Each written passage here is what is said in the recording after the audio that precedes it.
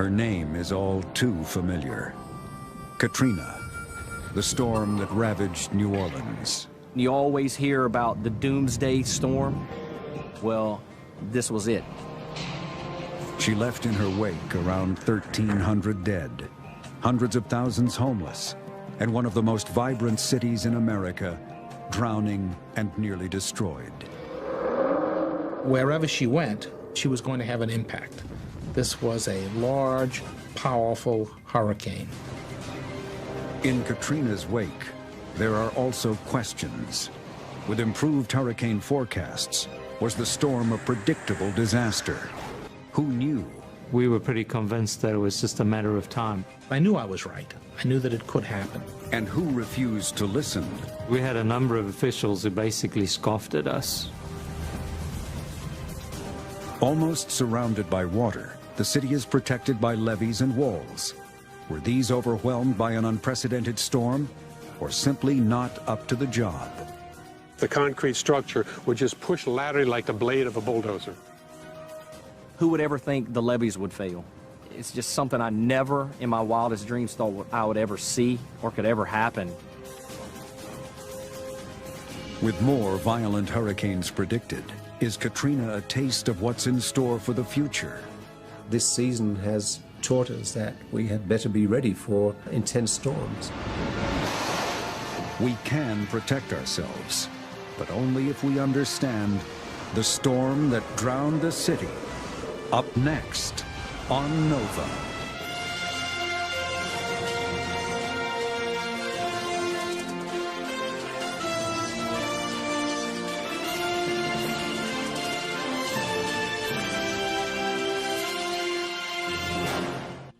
Corporate funding for NOVA is provided by Google. Major funding for NOVA is provided by the Howard Hughes Medical Institute, serving society through biomedical research and science education, HHMI. And the Corporation for Public Broadcasting, and by PBS viewers like you. Thank you.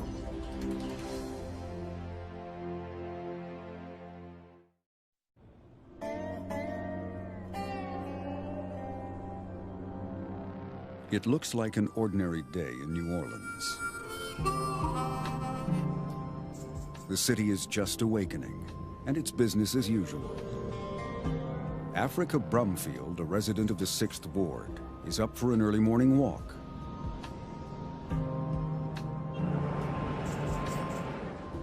Walter Maestri, an emergency manager, is on his way to his office at Jefferson Parish. On the Gulf Coast northeast of the city, Lisa Monte has dropped in at her neighbor's. Things seem calm, but there's trouble looming. At the National Hurricane Center in Florida, the meteorologists are busy. It's hurricane season, and there's a storm called Katrina approaching, with New Orleans in her sights. Max Mayfield heads the Hurricane Watch Team. Katrina formed from a tropical wave that had moved off the coast of Africa, and then it developed into a tropical depression. I believe that Katrina has all the makings of a killer storm. Alert for threats to his parish, Walter Maestri called it right. 6 days later, the killer storm arrived. The wind started shaking the facility pretty good at that point. There was water, and it never stopped coming in. There was water from here all the way that way to the Superdome, and then all the way to the Industrial Canal. You're sitting there and you're wondering, how are you going to stay sane? And then the lights go out.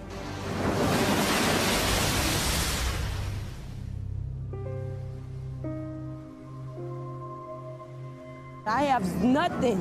Yeah, very, very hungry. We haven't eaten in 3 days. Would you please help us? We want her back. We want her back.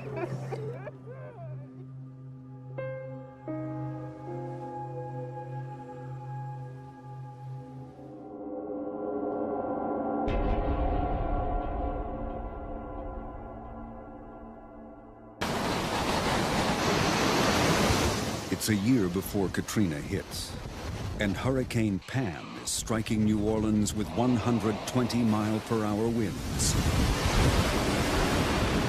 Floodwaters are surging into the city. But fortunately, this hurricane is not real.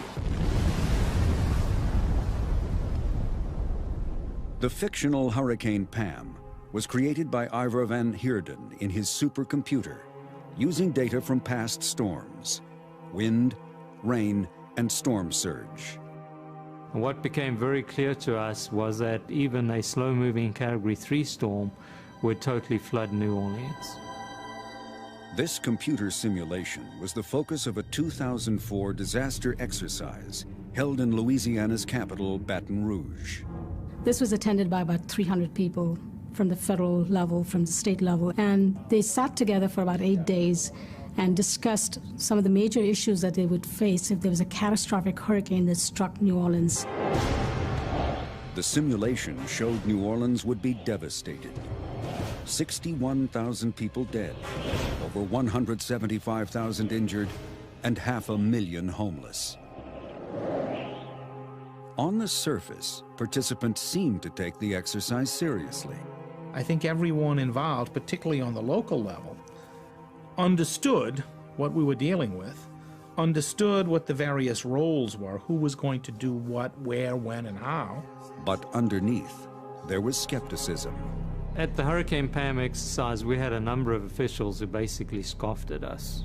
Would the lessons from the Pam simulation be heeded when the real threat came along?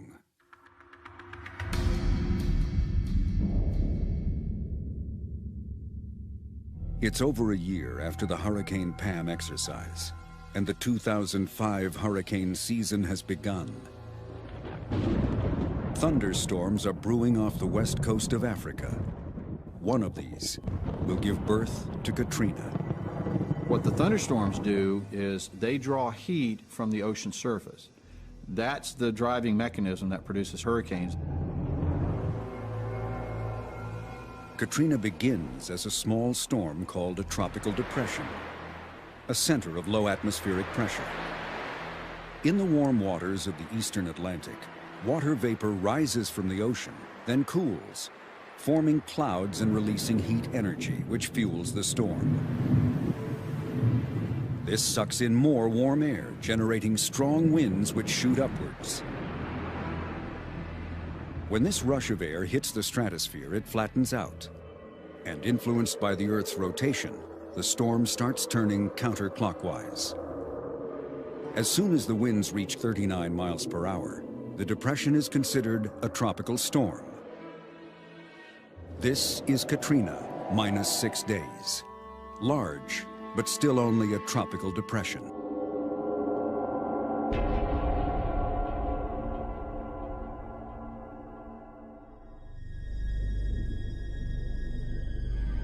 A day later, there's bad news. The Hurricane Center has upgraded the depression to a tropical storm. Roughly half of all tropical storms become hurricanes, so the team generates computer models to forecast where Katrina might strike. In 2004, more than a third of the population of New Orleans evacuated for Hurricane Ivan, unnecessarily as it turned out. But no warning at all can cost lives. Hurricane forecasts are improving due to a greater understanding of atmospheric dynamics and more extensive satellite coverage. We rely very heavily on remote sensing via satellites, and we have various satellites in which we do that. But the team needs more data than even satellites can provide. So as soon as Tropical Storm Katrina is within range, they send out the Air Force Hurricane Hunters. Their mission? To fly right into the approaching storm. As the pilot battles extreme turbulence, external sensors record wind speed, pressure, and temperature to build up a more detailed picture of Katrina.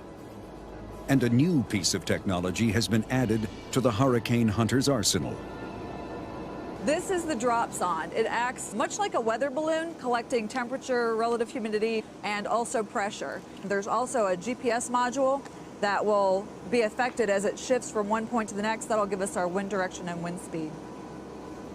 The sonde is released through a chute in the floor. And then as it floats down to the surface, it's radioing back all that data.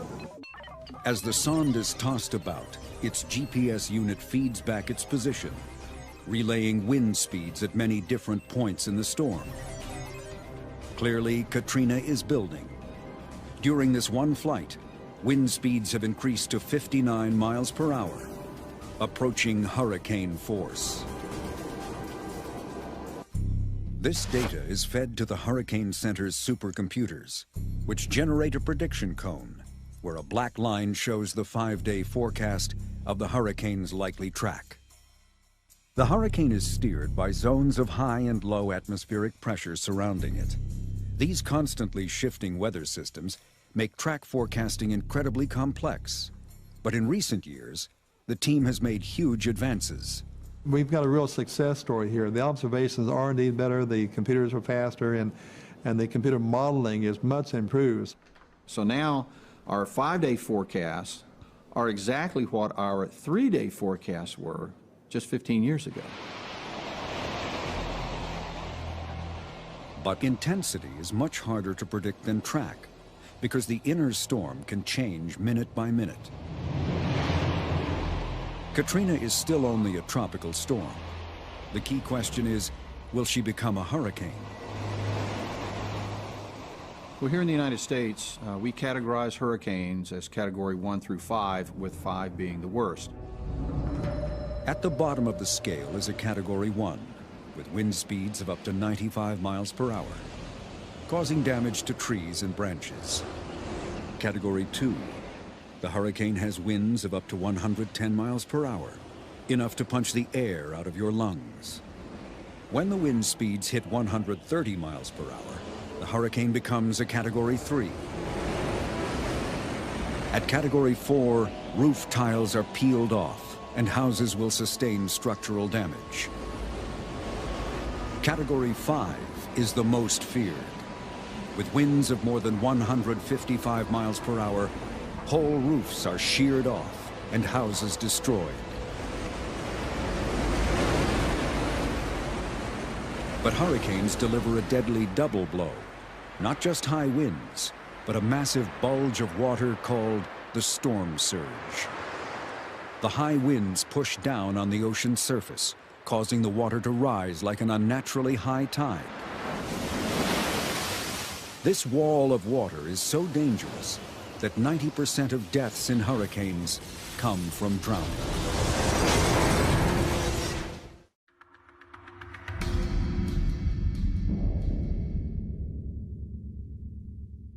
On Thursday, the 25th of August, Katrina finally grows into a Category 1 hurricane. She has formed an eye and is heading straight for southern Florida. Less than 2 hours later, she hits land. With no warm water to fuel her fury, Katrina dies down. But there's more warm water ahead in the Gulf of Mexico. In New Orleans, Walter Maestri watches the storm track nervously. He knows from near misses like Hurricane George in '98 and Ivan last year how vulnerable the city is.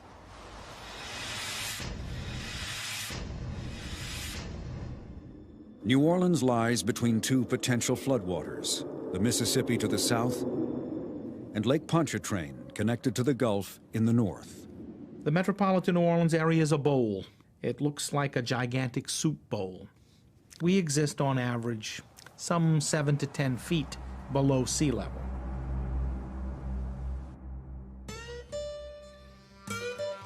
When the Mississippi flooded every year, it deposited silt to create vast boggy marshlands. The city itself was built on the only natural high ground, which would become the French Quarter. Joe Suheda is a coastal engineer who studies the city's defenses. The city was established at around the year 1700, and it was established on high ground that was adjacent to the Mississippi River. and this high ground was not flooded annually. Surrounded by marshlands, New Orleans couldn't grow until an engineer named Baldwin Wood designed a complex system of pumps and drainage canals to dry the city. Much of the system is still working today. And with the flood-prone areas dry, New Orleans expanded outwards from the French Quarter, all over the drained wetlands. But this created a bigger problem. In order to settle the areas, you've got to drain the water out of them. Well, as those soils then become drained, the organic matter breaks down just like compost, and so you lose bulk and the soils then shrink. The shrinking soils caused the city to sink further. To protect the growing population, the state built earthen levees, sometimes with prison labor. But in 1927, the Mississippi burst her banks in a catastrophic flood that killed at least 500 people and swamped more than 1 million homes. Although the flood never reached New Orleans, the authorities dynamited a levee south of the city as a precaution. The resulting man-made flood drowned 2 of the poorest parishes and displaced some 10,000 of their inhabitants. And it was a turning point as the Army Corps of Engineers took control of the levees. From that point on, the Corps of Engineers and the federal government have had a large part to play in the levees, especially the Mississippi River levees in the city of New Orleans and southern Louisiana. Colonel Richard Wagoner is now in charge of a 1,200-strong team. It's their responsibility to build and repair the levees to protect against hurricanes like Katrina. New Orleans has 2 types of levee: the original earthen levees and more recently built concrete and steel flood walls. It was after Hurricane Betsy in 1965 that Congress set standards for the levees. Betsy was a Category 3 hurricane, causing extensive damage and flooding. Since then, Congress has provided the Army Corps of Engineers with funds to upgrade the levees to withstand a Category 3, and no more. A lot of the construction, current day construction, was in the 60s. The flood walls were all finished early 90s. The system we were working on was a system to withstand a fast-moving Category 3. But with Katrina growing in the Gulf, would Category 3 levee protection be enough?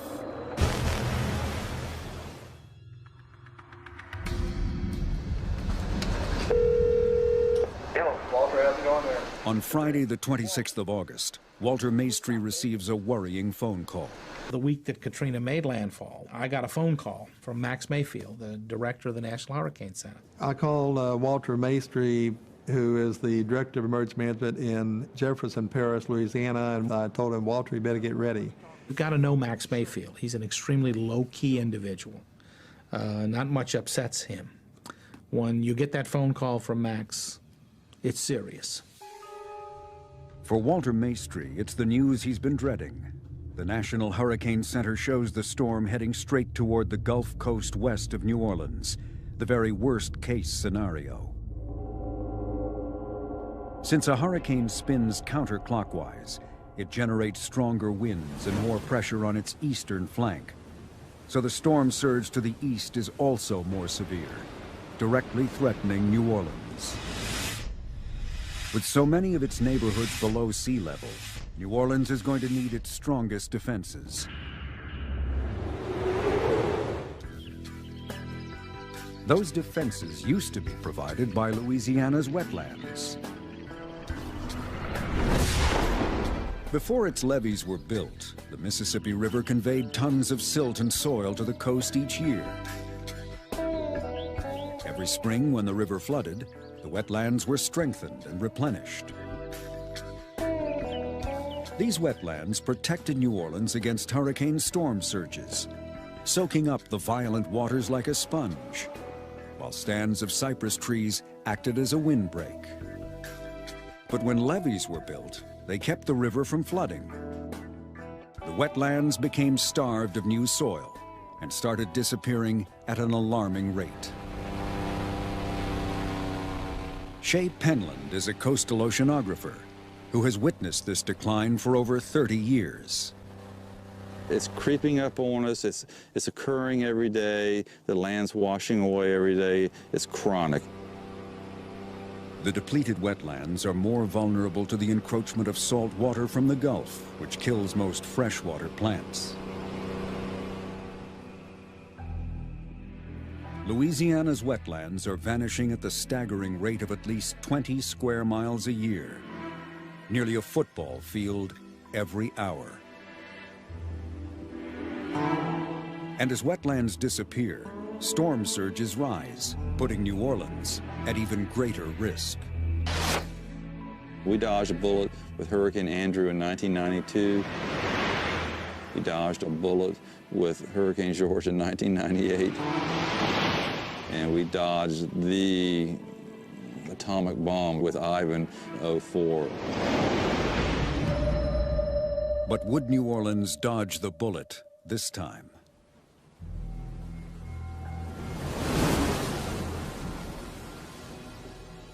At Louisiana State University, Ivor Van Heerden and his team take what they know about Katrina and put it into the same computer model they developed for the disaster exercise called Hurricane Pam the year before. Hassan Mashriki is the man inputting the data. From the beginning, we saw that Hurricane Katrina was a very deadly storm. It would start to flood the lower parishes, and as it became stronger and stronger, it started to indicate that it's going to flood the city. Van Heerden takes the news public, sending email after email to officials in charge. We knew on Saturday night that this was the big one, that it was going to sink New Orleans, and so we tried to get the word out as much as possible. CJ. Walter Maestri is desperately trying to get people to leave his parish. It was fairly obvious that this was going to be a storm that was going to land in our backyard, and we need about between 60 and 72 hours to get those who are willing to evacuate evacuated, and that therefore we were going to have to move. But surveys conducted earlier indicated that not everyone would be willing or able to evacuate.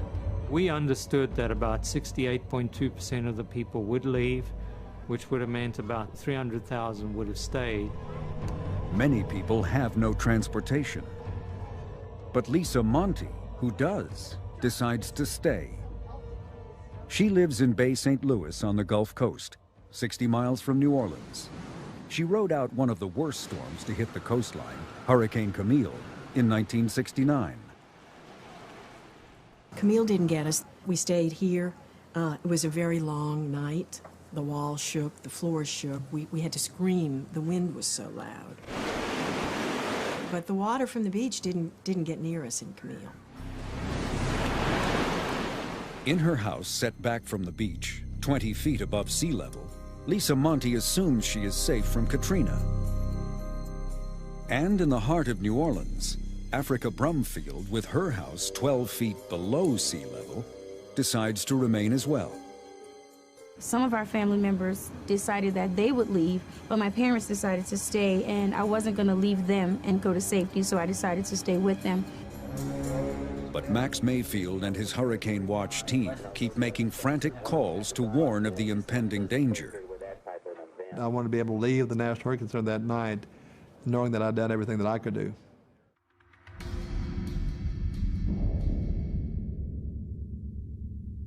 Jeff, we're going to start with you again. Of course, New Orleans under a hurricane warning, and now it has been bumped up to Category 5. You've got to be feeling... The Army Corps of Engineers is evacuating most of its staff to be on standby, safe from the storm.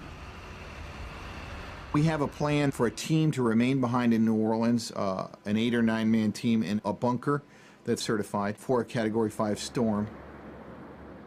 Perry Lartigue is one of the men who stays to monitor the levees. And this is the bunker. This is the room that we man the phones from the EOC office. There was 8 of us with Colonel Wagner. Walter Maestri decides to evacuate most of his personnel. We get to a minimum staff very quickly, implement what we call our doomsday procedures, and make sure that the fewest possible folks are at risk. The mayor issues the city's first ever mandatory evacuation. Every person is hereby ordered to immediately evacuate. But for Ivor Van Heerden, armed with his prophetic knowledge, desperation is setting in. I knew we were going to lose a lot of people. I knew there was going to be super devastation. I knew there would be thousands of families who would lose their livelihoods, lose their homes. I knew that we were going to see an awful amount of heartbreak. The city streets are all but deserted.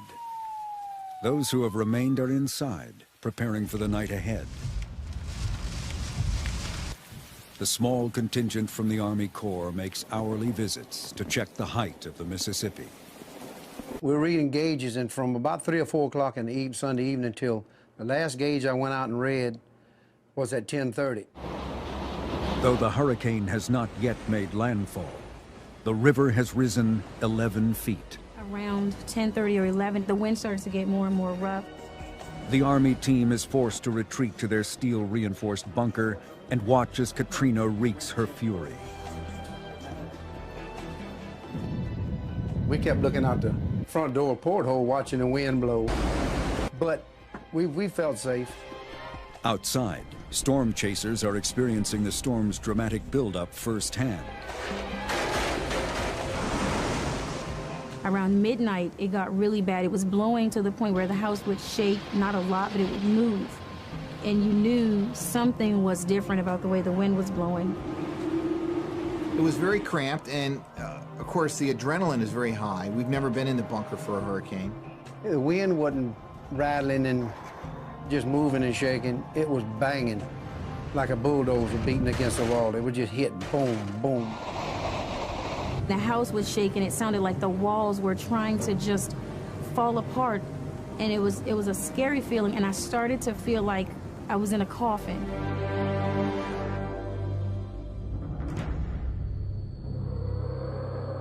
At 6:10 a.m., Katrina strikes land. The National Hurricane Center has amazingly predicted her track to within about 20 miles. She has now veered to the east of the city, avoiding the worst-case scenario. But there is no escaping Katrina's devastating power.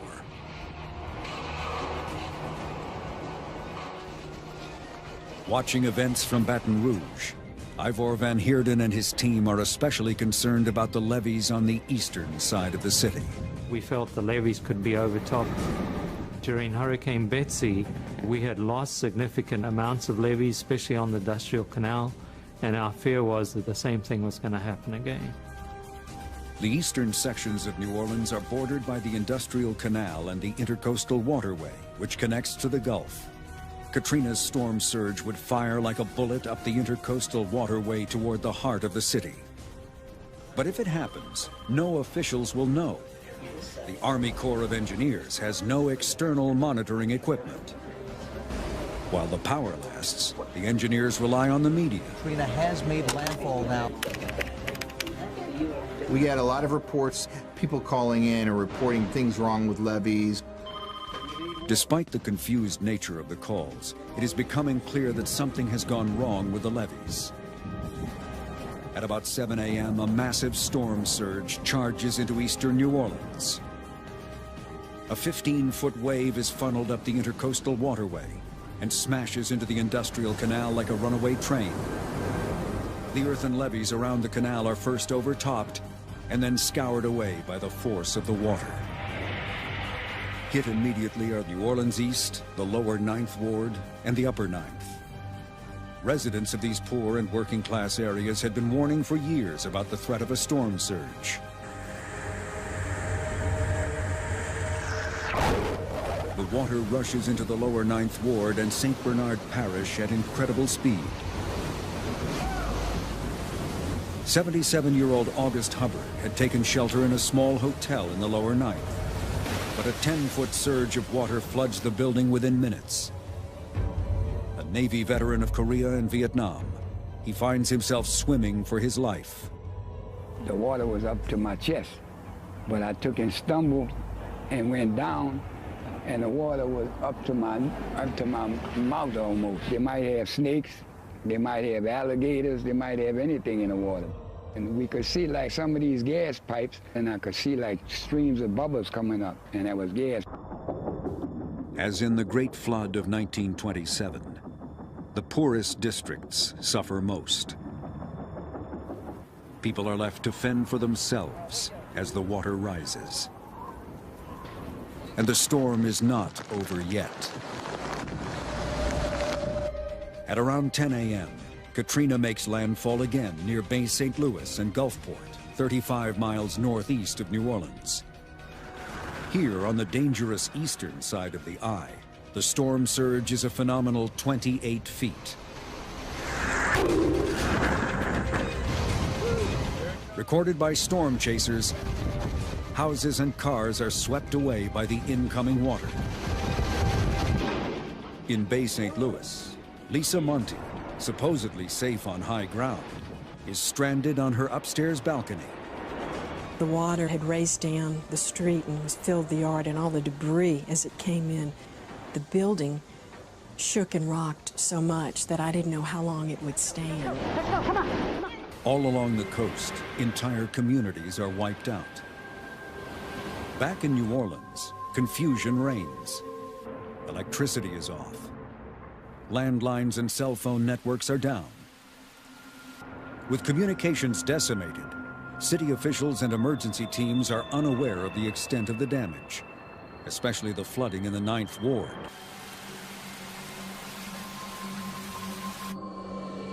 By early afternoon, Katrina is moving inland, progressing north and gradually weakening.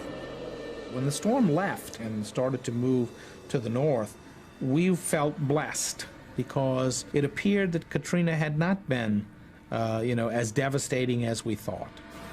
But they couldn't be more wrong. A second huge flood has already hit the city. Around 2 p.m., Colonel Wagonar and his engineers finally head downtown to check on vague reports of damage to the drainage canals at London Avenue and 17th Street. There was a civilian that had told us that there was an overtopping or something wrong with the wall. But over a mile from the 17th Street Canal, they are stopped in their tracks. We could not get any closer. We encountered significant amounts of water at what we call the I-10-610 split on the interstate highway, probably 10 to 15 feet of water. I knew at that point that that was much more water than had come down from rainfall. The 17th Street and London Avenue canals burst in 3 major locations, sometime around 10 a.m. Throughout the day, water from Lake Pontchartrain pours at high pressure into the heart of New Orleans.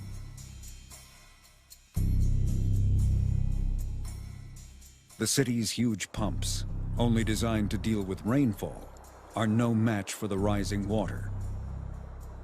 Nothing can be done to stop the water gushing in through the gaping breaches in the 2 canals. One of the problems is that the system is designed to keep the water out, but there was no provision really for managing the water once it got inside the city. There wasn't a specific plan to fight the floods if a flood wall failed. We had a plan from the organizational perspective, but not specifically to fight if there was a failure of a flood wall. As the afternoon progresses, water continues to pour into the city. The New Orleans Bowl is filling up. Africa Brumfield's home is downtown, near the London Avenue Canal, right in the path of the second flood. I sat outside from about 3 when the water started to come in until maybe 7 o'clock that night, watching the water rise from the ground, and it continued to rise and it continued to rise. So we went into the house and we figured it'll stop. So I tried to lie down and go to sleep, but who can rest in situations like that? It was getting dark, and that night we returned to the district and just hunkered down for the night. There was only still the 9 of us. And waited for the next morning to get back out there and do our assessments. By nightfall, the water is still rising. But with communications out, Many in the sleeping city are unaware of the danger. We could have got vehicles driving on the interstates with bullhorns telling people. We even could have used helicopters with bullhorns. We could have warned the people, the big flood's coming, take evasive action. We didn't. People went to bed on Monday evening, houses dry, and woke up in the middle of the night with water up to their waists. I got up around midnight and it was still rising in the house, and my house sat up about 4 feet off of the ground. And I was thinking, if my house is 4 feet off the ground and the water is in my house, I'm only 5'1", and it's in my house about 2 feet. There's no way that I'm getting outside without going for a nice swim. As dawn breaks on Tuesday, the extent of the damage is becoming clear. There are multiple breaks in the levees.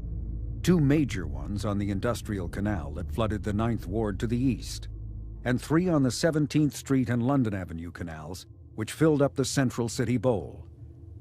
75% of greater New Orleans is now underwater. And it is still full of people. Rescue teams are massively overloaded. For more than half a century, no U.S. hurricane has affected so many. We worked from probably 5 o'clock all through the night without stopping into the next night. We grabbed air mattresses and pots because we needed something to paddle with. And we got in the water and we started to paddle on the air mattresses with the pots. People are screaming, "Help us. Can you please help us?" I sent 2 of my really good friends back, and they saved a lot of elderly people that really couldn't walk or move, and a lot of little children. I was bringing out at least 50 people per run, and I made runs for a week solid. I was worn out. You always hear about the doomsday storm that they've been predicting for 100 years to hit the city. Well, this was it. When the water finally stops rising in the flooded city, work can resume on fixing the flood walls. With roads and canals blocked, the Army Corps of Engineers is initially restricted to helicopters. That's a Chinook helicopter. It's a medium lift helicopter. And there are should be three sandbags underneath that. And it is reinforcing one of the sites that was breached on the London Avenue Canal. So underneath all of this rock and gravel are sandbags. Well, you can see them right here, sandbags just like that. So they're flying over to that breach, dropping the sandbags and building up the height of that wall that's stopping the water from moving from the canal to the flooded areas. Eventually, the breaches are filled and the water begins to be pumped out. But it will take over a month before the city is dry. In the meantime, rescue efforts continue. Hundreds are pulled from their wrecked homes. 77-year-old August Hubbard from the lower 9th Ward spends a freezing night after swimming to an overpass until a helicopter finally picks him up. The helicopters kept passing and waving at us. They put me in the hospital. I stood in the hospital 3.5 days because I had a diarrhea and they was checking my heart and stuff like that.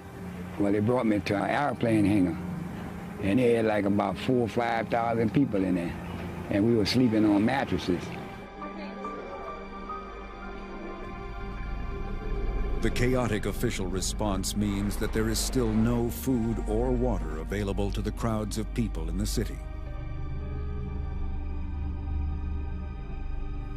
For many, there is no way out. Civilization is breaking down around them. We passed a lady in a hospital bed being pushed on the interstate. And all of a sudden, reality hits you of where you are and what's really happening to you. The rescued and displaced are told to head for shelter at the Superdome and the Convention Center. In a story that's all too familiar, many are forced to wait in squalid conditions for days. All around them, the city lies in ruins. 60,000 houses in New Orleans and other communities are eventually declared damaged beyond repair. In New Orleans alone, over 1,000 people have lost their lives. It's just something I never in my wildest dreams thought I would ever see or could ever happen. Who would have ever thought 100,000 people, would stay for a Category 5 hurricane? I guess the reason they stayed is, who would ever think the levees would fail? So was the damage and loss of life avoidable? Why did the levees fail? In the wake of the storm, questions began to be asked, and they focused on the height of the storm surge. On the Gulf Coast, Bay St. Louis was on the dangerous eastern side of the eye when the surge hit. Lisa Monte's town experienced the maximum 28-foot height of the surge.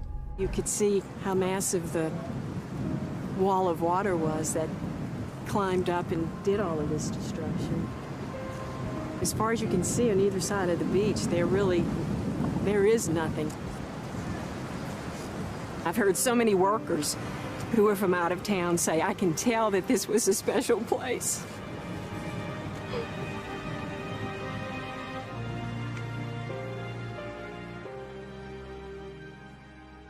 New Orleans was on the less powerful western side of the hurricane.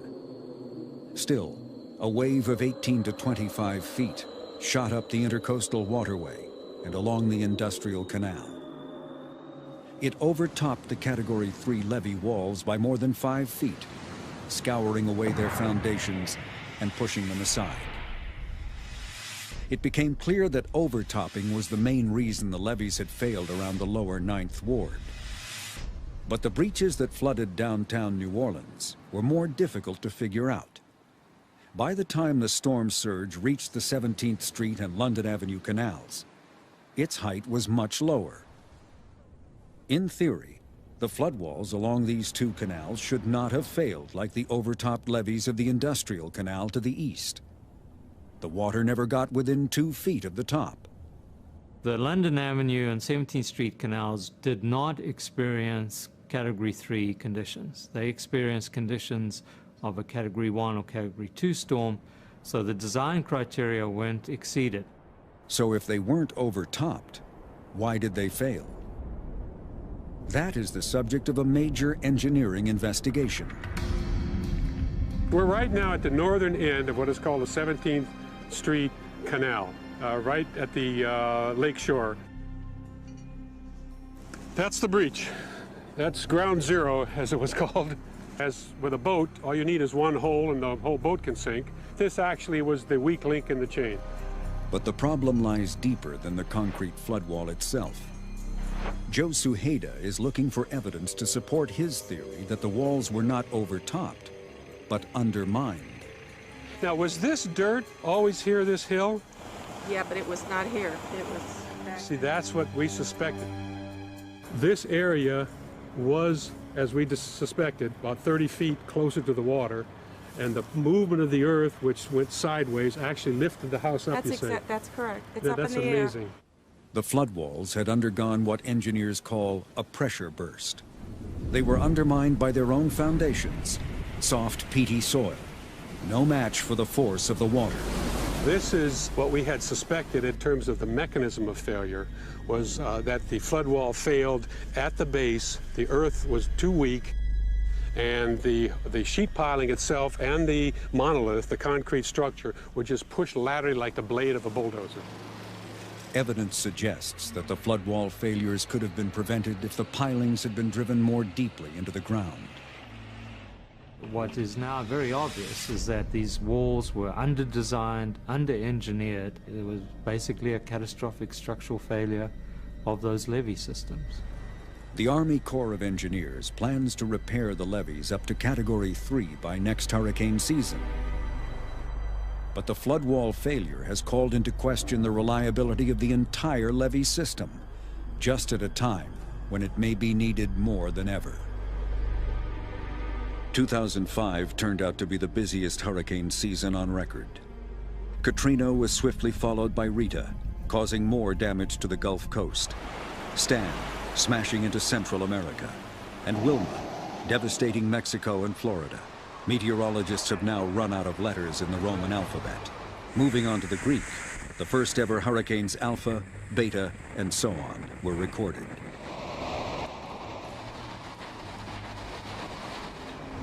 For decades, scientists have understood that hurricanes come in cycles. We think here at the National Hurricane Center that hurricane activity is cyclical, and you'll have some active periods followed by inactive periods followed by active years again. And in fact, in the 40s, 50s, and 60s were very active in the Atlantic Basin. The 70s, 80s, and early 90s very inactive. And then 1995, we really became active again. But some scientists believe that cycles alone do not explain the increase in powerful hurricanes. Studies of global hurricane activity over the last 30 years have shown that although hurricane frequency seems unchanged, the average intensity has increased. The number of Category 4 or 5 storms has almost doubled. Peter Webster believes this is linked to rising ocean temperatures all over the world.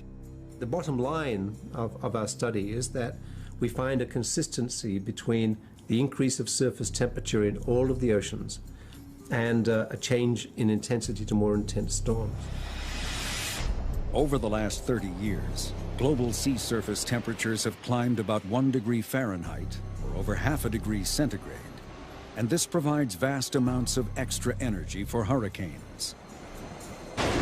One hurricane is equivalent of 100,000 atomic bombs. That's incredible power.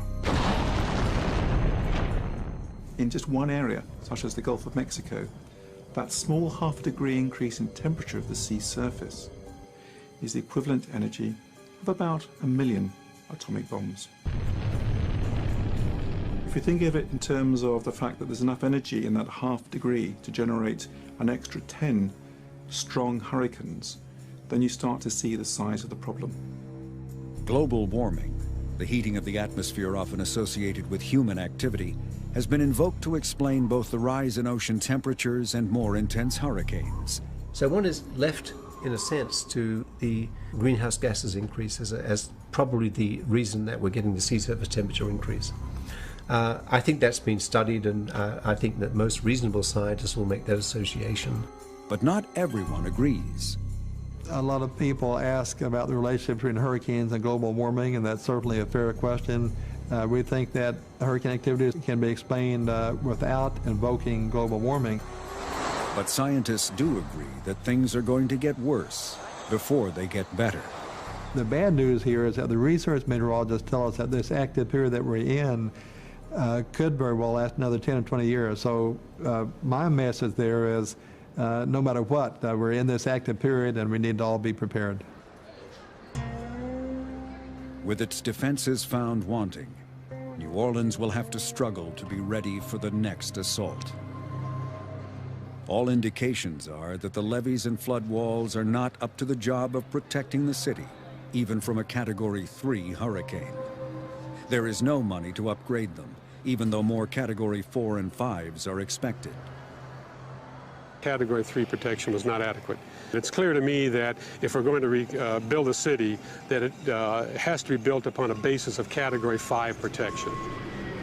It clearly would have made sense to protect and avoid the federal government spending the hundreds of billions of dollars by investing an additional, let's say, $2 billion in levee protection.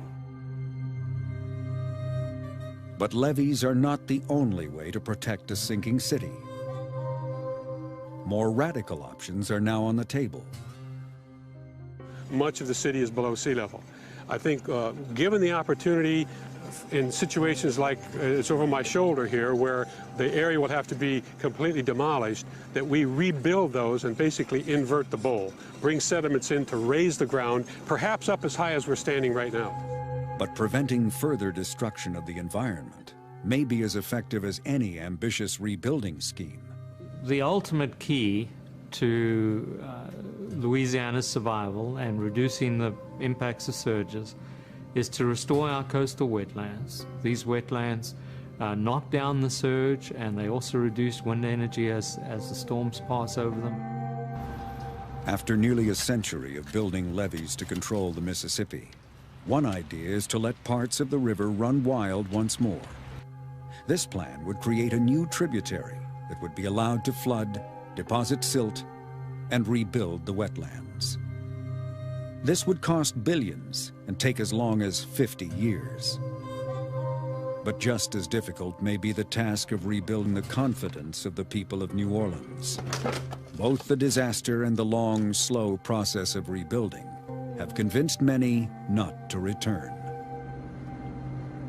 This was home. And I've been all over the world, thanks to the military. Nothing ever felt like New Orleans, ever. But I can't come back to live. Going through that again is too scary. For those who had long predicted this calamity, all the attention now being given to hurricane protection has brought no contentment. With around 1,300 dead and 800,000 homeless, the price has been far too high. It's hardy to say it, but I knew I was right. I knew that it could happen. It's horrible that it did. And what I see around me now on the faces of the individuals who have lost everything and don't know, what's going to happen to them, that's devastating. That's the devastating part.